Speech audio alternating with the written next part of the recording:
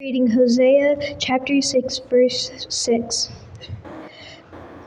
For the delight of loyalty rather than sacrifice, and the knowledge of God rather than the burnt offerings.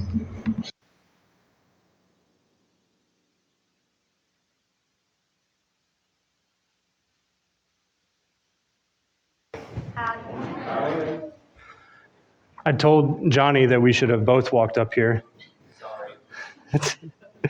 Just to mess with Cole. He did kind of panic when Cole said that, like, just confirming, you do have the lesson today. And I was like, yeah, Johnny. We're going to be in Hosea today. This is the first book of the minor prophets, not because his message is any less important, just because it's shorter than some of the other prophets. Although it's longer than Daniel, which is considered a major prophet. So I don't know how they tally that up, but his name means salvation. It means he saves.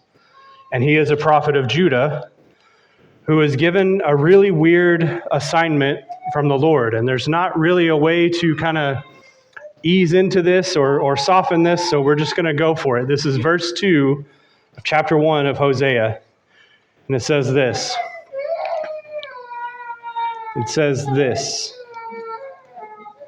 Go marry a promiscuous woman and have children with her. And that would be my reaction to this statement, right? Why? What is going on?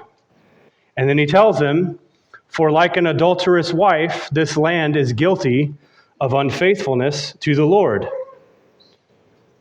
Okay. And so Hosea's marriage is a prophetic drama of God's relationship with Israel. And so he finds a woman named Gomer, and they have 3 kids together. I want you to go ahead in your head right now and guess whether Israel is represented by Hosea or Gomer. Go ahead, guess. Based on everything we know about Israel at this time and place, they're going to live happily ever after, right?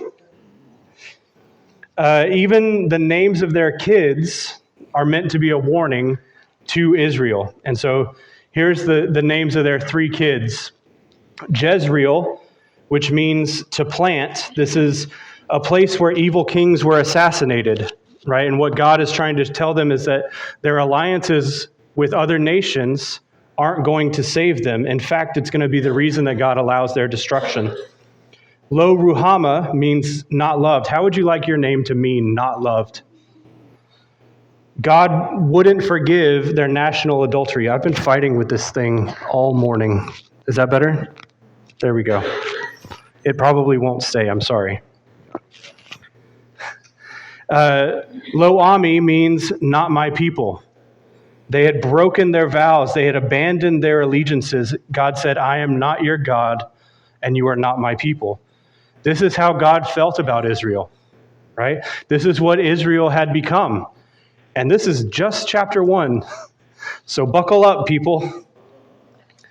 So chapter 2, Hosea describes Israel as an unfaithful wife who is chasing other lovers, other gods, other nations. And these lovers give her gifts. They give food, wine, wool, linen, olive oil, gold, and silver. But then we get a peek behind the curtain and we realize that God is the one who's actually giving her these gifts. But she uses these blessings to worship Baal. So God blocks her path with thorns to stop her from getting to these lovers until she says, I will return to my husband. And so for all of 5 verses, God considers divorcing Israel. He considers punishing them as they deserve, removing all the things that he's given to her, that she's given to Baal. But verse 14, he says, he will lead her into the wilderness and speak tenderly to her. Verse 15, there I will give back her vineyards and will make the valley of Achor a door of hope. There she will respond as in the days of her youth, as in the days that she came out of Egypt. So the relationship has been restored. The exile has been reversed and the covenant has been renewed, right? This valley of Achor, I don't know if I'm pronouncing that right or not. Dalton can correct me later.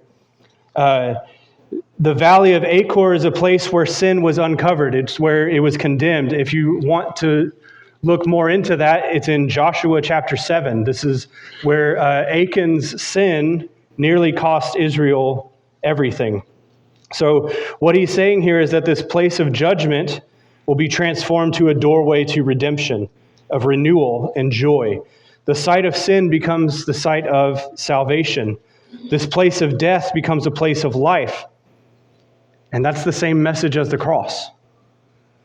So God renews his covenant with Israel, or if you want to continue the language of Hosea, he renews his vows to Israel while they're still being adulterous, in hopes that he can remove the name of Baal from their lips.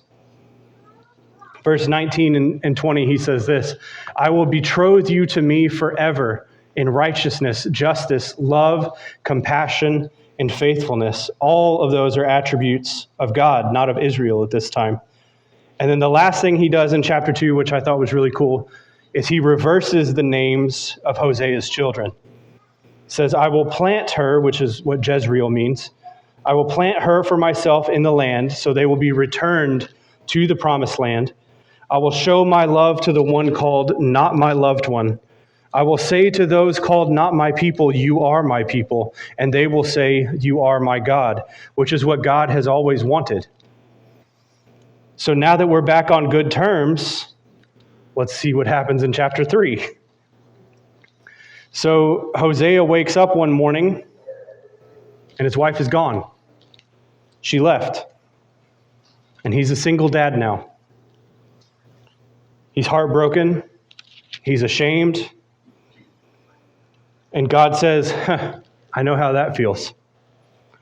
So Hosea continues to live out God's struggling marriage to Israel. God speaks to Hosea in verse 1. This is what he says. Go show love to your wife again, though she is loved by another man and is an adulteress. Love her as the Lord loves the Israelites, though they turn to other gods and love the sacred raisin cakes. So Hosea goes looking for her. And many believe that Hosea actually walked in on an auction where Gomer was being sold. She's probably on a pedestal. She's probably chained and shackled. Probably didn't have much clothes on. He interrupts the proceedings and says, that's my wife. The guy says, I don't care. This is her price. But okay, I'll pay it. Verse 2, so I bought her for 15 shekels of silver and a homer and lethek of barley. Why is he using half silver and half barley? It's probably all the silver he had, right? Through his payment, the Bible is telling us almost in shorthand that he is poor, and this is a major personal sacrifice to him, right? He's using barley because that is the grain of the poor. It's not as valuable as wheat. So I kind of went down a rabbit hole with this, a rabbit trail, whichever. And I want to do some Bible math for you. This is what I had discovered. Because I didn't know what a homer was. I didn't know what a lethek was, right? So a homer is 6 bushels. Again, what's a bushel, right? It's about 220 liters.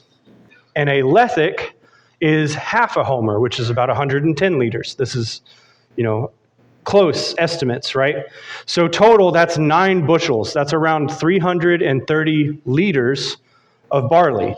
Or if you want to say it a different way, it's about 17 5-gallon buckets worth of barley. It's about 165 2-liter bottles of soda worth of barley. Altogether, that's around 300 pounds, right? So imagine Hosea trudging through the marketplace of shame, not with flowers, not with jewelry, not with a ring, but he has a small sack of silver, and he's leading a donkey pulling a cart weighing with about 300 pounds of barley. And each step, the wood creaks under the weight, a constant reminder of the cost of redemption and love, a living parable of God's relentless love, the same love that would one day carry a cross up a hill to buy us back. All that being said, that's a lot of barley, but still, it's only worth about 15 shekels of silver. So you take the 15 that he already has and the 15 that he gets from all this barley, and you get total 30 shekels of silver. Now, that reminds me of a Bible story, and I know every single person is thinking of Exodus 21, verse 32. 30 shekels of silver is the price to pay someone for a slave who died. So Hosea paid the price of a slave in silver and barley to bring her home. Some of y'all are laughing because I think you're thinking of a different story, but that's where we're going. Matthew 26, this is the same price. Judas is given 30 pieces of silver to deliver Jesus to the chief priest. So Jesus is also sold for the price of a dead slave, the symbolic value Hosea paid to redeem Gomer. The difference, though, is that Hosea pays to redeem the unfaithful, the priests pay to betray the faithful. And so Jesus takes the role of a slave so that he could pay our ransom in full. The price didn't matter. Like Gomer, we were unfaithful. We walked away, but God still sends his son to redeem us at the ultimate cost, even though, like Gomer, we were already his. Hosea paid in silver and barley. Jesus paid with his blood. The other difference is that Jesus didn't redeem only one unfaithful person. He redeemed the whole world. And so after living out the gospel, Hosea renews his wedding vows to Gomer, which God did with Israel as well. And he begins to prophesy. He says this in verse 4 and 5. For the Israelites will live many days without king or prince, without sacrifice or sacred stones, without ephod or household gods. Afterward, the Israelites will return and seek the Lord their God and David their king. He doesn't literally mean David. The name David is kind of a placeholder for the Messiah. I wonder who that could be. They will come trembling to the Lord and his blessings in the last days. I like the way the New King James Version says this also. He says, they shall fear the Lord and his goodness in the latter days. So Hosea speaks about a new day, a new era, a new covenant where people won't tremble in fear, but they'll be in awe of his blessings and his goodness. And so for a large portion of Hosea kind of takes the spot of a lawyer to point out all of the things that Israel is doing wrong. He says that they're not being faithful to God. He also tells them where that stems from. Hosea 4:6 says, my people are destroyed from a lack of knowledge. That's God speaking, right? In verse 14, a people without understanding will come to ruin. He's not telling them to study more. He's not telling them to read a book or anything like that. He's saying that their biggest problem is that they don't know the Lord anymore. At least not in a meaningful way, at least not in a way that's changing anything, not in the way that God desires them to know him. They know all about God, but they didn't know him. And there's a big difference. That is the slippery slope that got Israel in this mess. That's where the idolatry came from. That's why they're allowing injustice and violence. To put it bluntly, that's why America is the way it is. Oops, I mean Israel. Sorry. How does God want them to know him? To know in Hebrew is yada. It's more than knowing about someone. It's actually knowing them in a relationship. God wants them to experience his love, have a relationship with him that transforms their hearts and lives.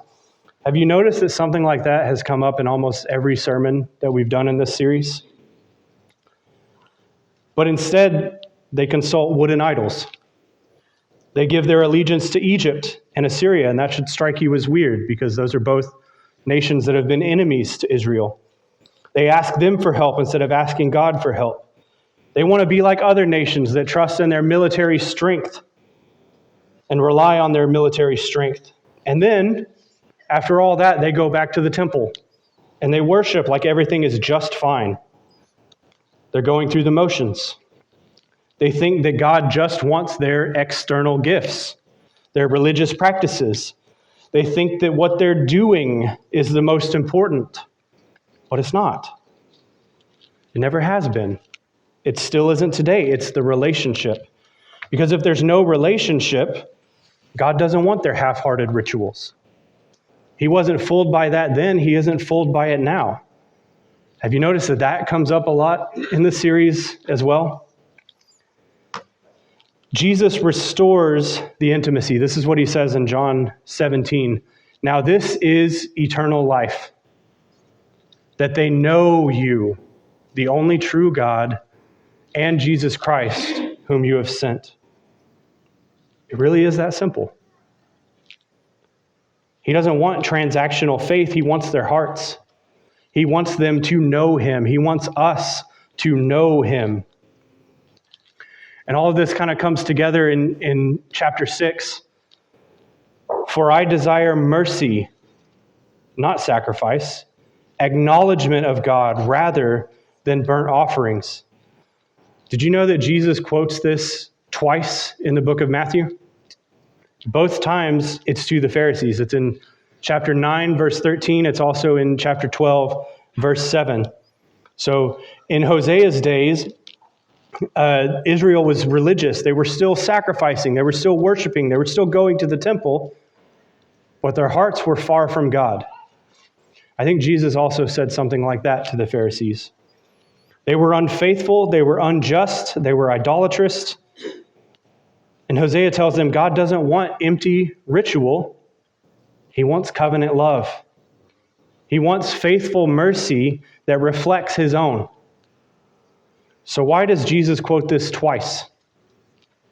I'm glad I asked.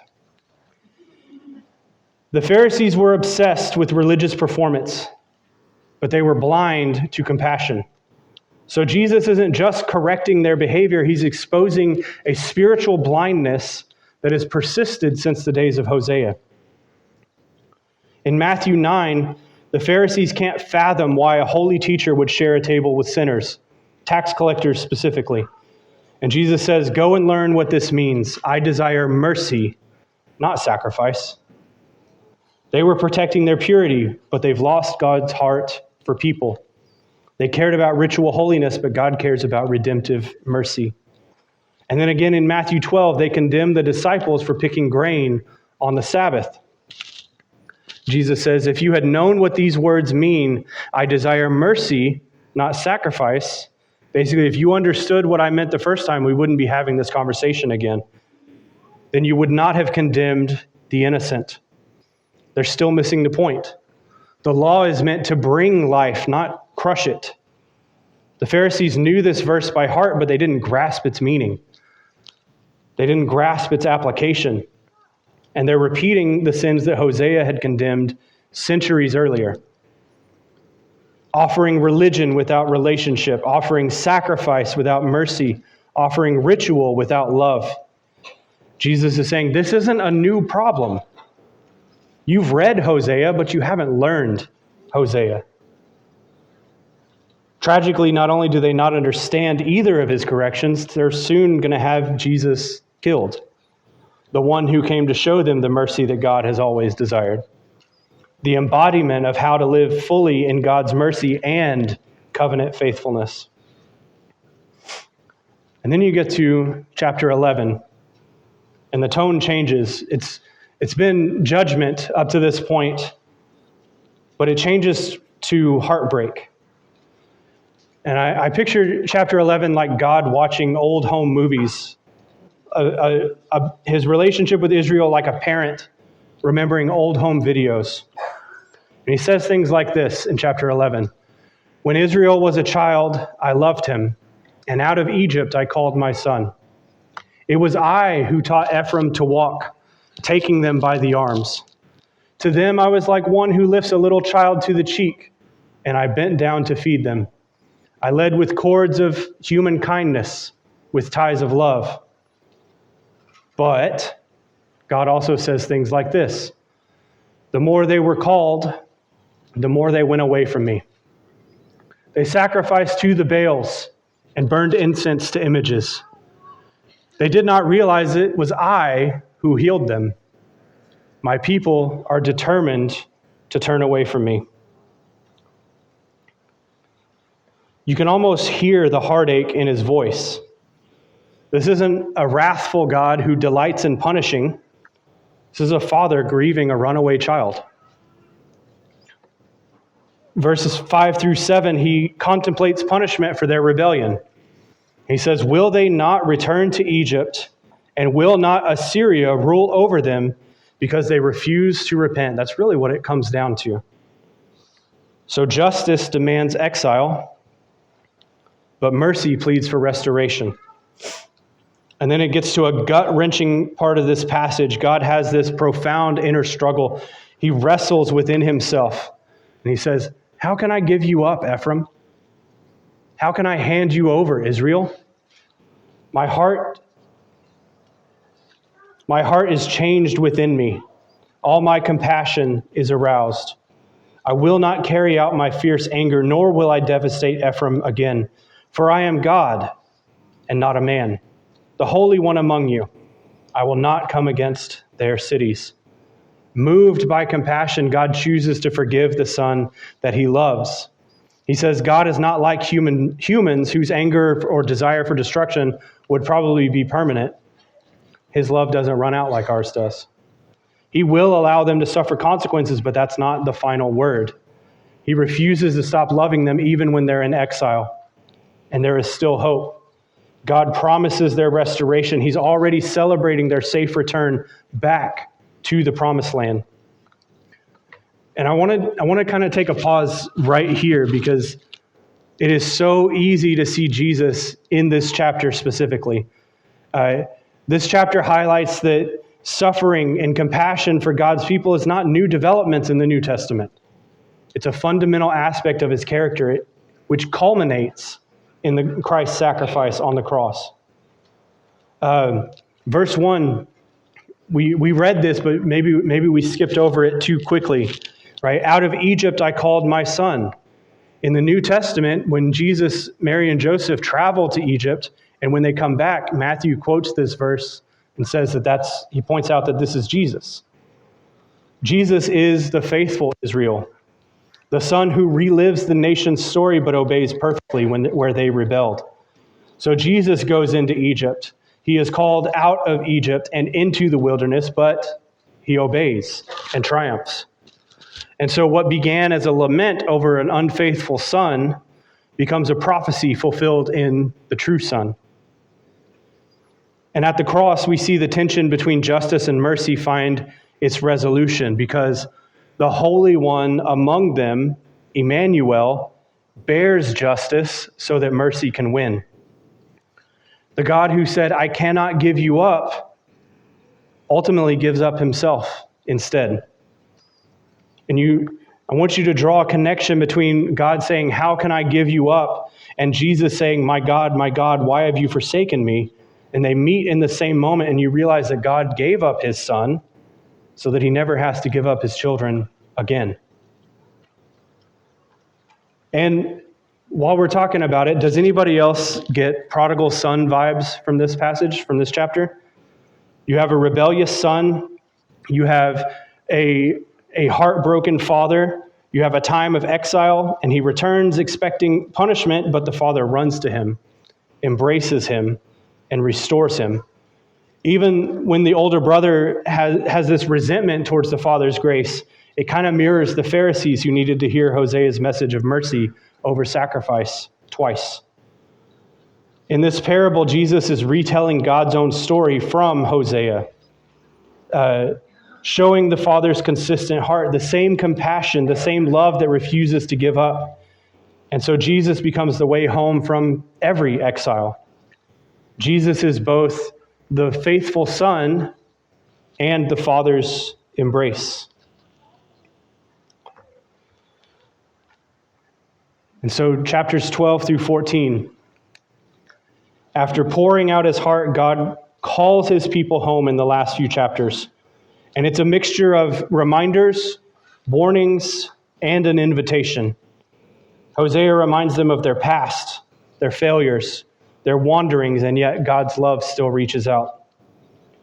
He repeats this line, I have been the Lord your God since you came out of Egypt. He says this twice. God hasn't changed. They have. But he still wants to redeem them and restore them. It's as if he's saying, you've seen what happens when you run.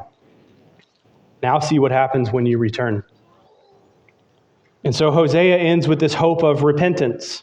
It ends with this promise that one day God would heal their waywardness and love them freely. His anger is turned away from them. He describes this new healed Israel as a fruitful tree with deep roots, with broad branches, and it offers shade and fruit to all nations, which of course is an image of God's promise to Abraham all the way back in Genesis, that they would be a blessing to all nations. But for this to happen, for this to become a reality, God is going to have to heal and repair the deep brokenness of their hearts, their sinful selfishness. So God promises to do that so that they can receive his love and love him in return. This is how the book ends, Hosea 14:9. Who is wise? Let them realize these things. Who is discerning? Let them understand. The ways of the Lord are right. The righteous walk in them, but the rebellious stumble in them. And what I believe that means is that this is not just written for Israel, for ancient Israel. This is timeless wisdom about the character of God, about human nature. God does bring justice on evil, but his ultimate purpose, the desire of his heart, is to heal and to save his people. And so I feel like I've tried my best to make this clear, but just in case it hasn't been clear, let's put it all out there right here at the end. Jesus is Hosea, which of course his name means salvation. He came searching for us like Hosea searched for his wife. And he had to walk through terrible places. He had to be around sinful, broken humanity to get to us. And he found us. And you were not so neat and nice and put together when he did. You were in chains. You were in shackles. You were enslaved to sin. And Jesus said, what's the price? I'll pay it. Ephesians 1:7-8. In him we have redemption through his blood, the forgiveness of sins, in accordance with the riches of God's grace that he lavished on us with all wisdom and understanding. Colossians 1:13-14, for he has rescued us from the dominion of darkness and brought us into the kingdom of the Son he loves, in whom we have redemption, the forgiveness of sins. Hosea is a picture of Jesus. And no offense, but we're a picture of Gomer. Hosea's name means salvation. Gomer's name means complete. So Jesus is our Hosea, he is our salvation, and he completes me. Nothing needs to be added, nothing can be added. I'm complete because he paid the price for me. And so if you feel like Israel, if you've been unfaithful, if you've been rebellious, if you've been far from home, God is eagerly awaiting your return with arms wide open. Exile has ended. The faithless are forgiven. The barren become fruitful. Those who chased idols are now rooted in love. And I'll leave you with this line. Hosea ends where the gospel begins, with a God whose love is stronger than sin and whose mercy always makes a way home. At this time, we offer the invitation. If there's anything that we can do for you, if you need help, if you need prayers, if you need someone to talk to, if you want to be baptized today, we have water. We'll take care of that for you. We'll do that right now. If there's anything you need at all, please come as we stand and as we sing.